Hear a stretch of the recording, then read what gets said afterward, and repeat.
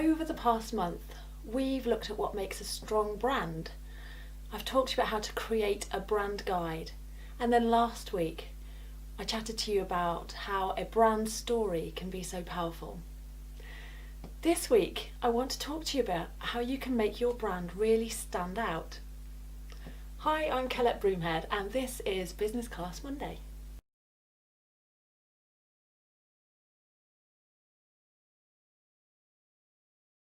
So, what do I mean by making your brand stand out?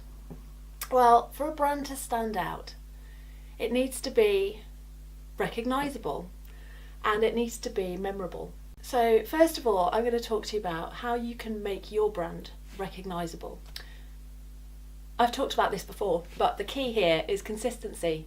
Your brand needs to look the same on your website as it does in your Facebook posts, as it does in your emails to your customers, as it does on your business cards.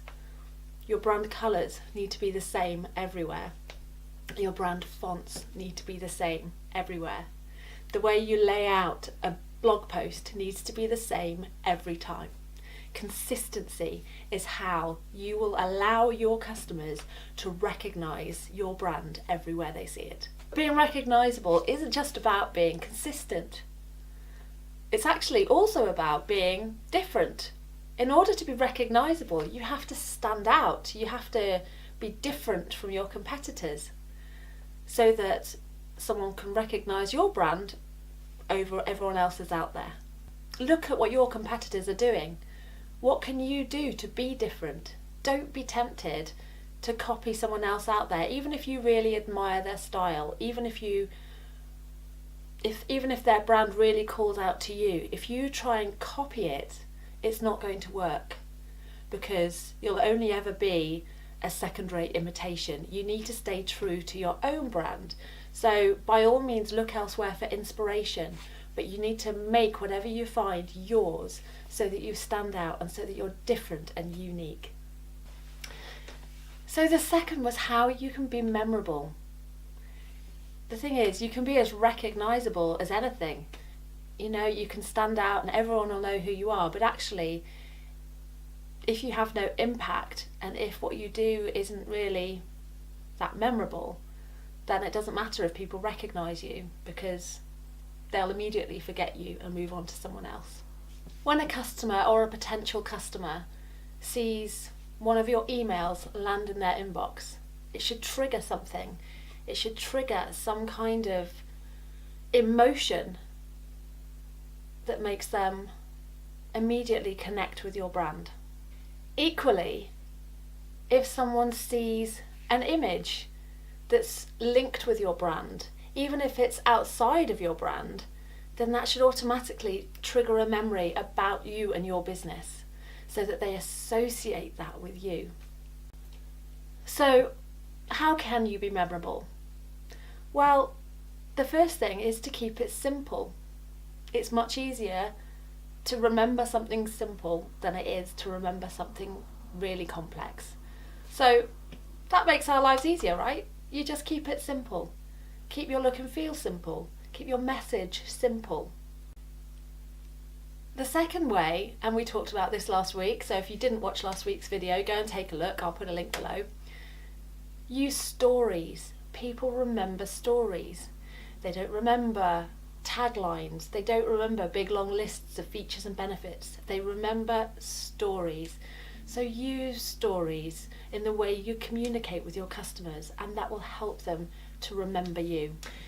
The third way to be memorable is by adding personal touches. If you can make your customers and potential customers feel like individuals and not just like, part of a huge email list or just a number, if you can make them feel like you are treating them as an individual, however that may work for you, then they will remember you and they will think of you more as an individual. So an example of that might be to send a handwritten thank you note or to remember their birthday. Think about how that might work for your business, but just think of ways you can add little personal touches. Obviously, with your emails, calling people by their first name is something, to be honest, that people have come to expect now, but it's still a nice personal touch. And the last way to be memorable is to have great attention to detail. You want your brand to come across as simple, and you want it to stand out, and you want it to look easy and natural, but actually in order to achieve that you often have to remember the detail, focus on the detail. So going back to the brand guide that we created a couple of weeks ago, that will be really helpful for you, because it will help you to keep those colours always consistent, to keep the fonts consistent, the layouts consistent, and those little details matter. Remembering to always respond to people who contact you, to say thank you for comments, and the little things, even when you get really busy, to remember those little things, and to again, it goes back to personal touches. You know, as a customer, I don't care if you're busy. I want you to respond to my email. I want you to say thank you for my comment. I'm looking for that personal connection.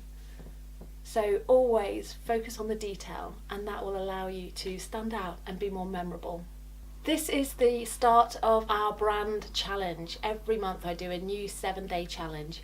If you haven't signed up already, then I'd love to invite you to join us. You can sign up at the link here, and I will send you a daily email with a new insight into branding and a new piece of homework for you to try, so that by the end of the week you'll have so much more confidence in your own brand. I hope you've enjoyed today's video. If you have, then please put a comment, give me a thumbs up. It's lovely to know that people are watching and finding these useful. As always, I'll be doing a live Facebook Q&A on Thursday at 6:30 GMT. I'd love to see you there. If you have any questions on branding, send them to me in advance and I'll answer them in that Q&A, or show up live and I'll ask them there.